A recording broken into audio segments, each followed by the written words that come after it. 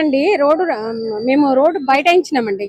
విషయం ఏంటంటే ఇంకా చాలా షాపుల వరకు పగలగొట్టేవాళ్ళు. నేను ఏమంటున్నానంటే రోడ్ అప్రోచ్ అయ్యారు అనుకోండి, మీకు ఇంటిమేషన్ ఉన్నప్పుడు పలానా వాళ్ళు ఉన్నారు, మీరు రోడ్ ముందుకు వచ్చారని ఒక మాట కనీసం జిహెచ్ఎంసీ వాళ్ళు రోజు వర్కర్స్ ఉన్నారు, సూపర్వైజర్స్ ఉన్నారు, వాళ్ళ నుంచి ఒక ఇంటిమేషన్ ఇచ్చి ఉంటే వాళ్ళు ముందుగా జాగ్రత్త పడేవాళ్ళు కదా. వాళ్ళతో మాట్లాడడానికి ప్రయత్నించారా? నేను ఎవరు మాకు అవైలబుల్ లేరండి. అందరు మమ్మల్ని జనాలందరూ రోడ్డు మీద బయటాయించగానే ఎక్కడో అక్కడ వెళ్ళిపోయారు. ఇప్పుడు నిజంగా నిజాయితీగా చేయాలని అనుకుంటే ప్రజలకు మేము ఇబ్బంది పెట్టము. పబ్లిక్ సర్వీస్ కోసం ప్రజలైనా పబ్లిక్ కోసమే చేసేది కదా, డిపార్ట్మెంట్ అయినా అందరైనా.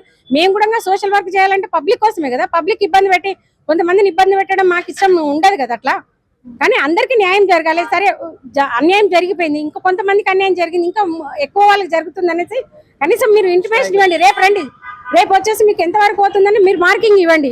కొంచెమంది చూడాలి, అటు ఇటు వాళ్ళు ఉన్న వాళ్ళు లేని వాళ్ళు ఉంటారు. రోజుకి 500,000 రూపాయలు సంపాదించుకునే వాళ్ళకి ఇబ్బంది అవుతుంది కదమ్మా. ఇప్పుడు కరెంట్ బిల్ ఎంత వస్తుంది, ఎంత పే చేస్తారు? 5,300 5,400 నుంచి కరెంట్ బిల్ పే చేస్తున్నారంటే ఇదేం అక్రమంగా అయితే కాదుగా? కరెంట్ బిల్ కాదండి, ఈ ప్రాపర్ రెంటల్ అగ్రిమెంట్ ఉందండి. 5,500 రూపాయల దాకా కరెంట్ బిల్ కడుతున్నాను. ట్రేడ్ లైసెన్స్, ఫుడ్ లైసెన్స్ అన్ని ఉన్నాయండి మా దగ్గర, అన్ని ఉన్నాయి. అవునండి, అన్ని ఉన్నాయండి. కాకపోతే మాట్లాడే టైం ఇవ్వలేదండి అధికారులు ఎవరు, మాకు మాట్లాడే టైం ఇవ్వలేదు.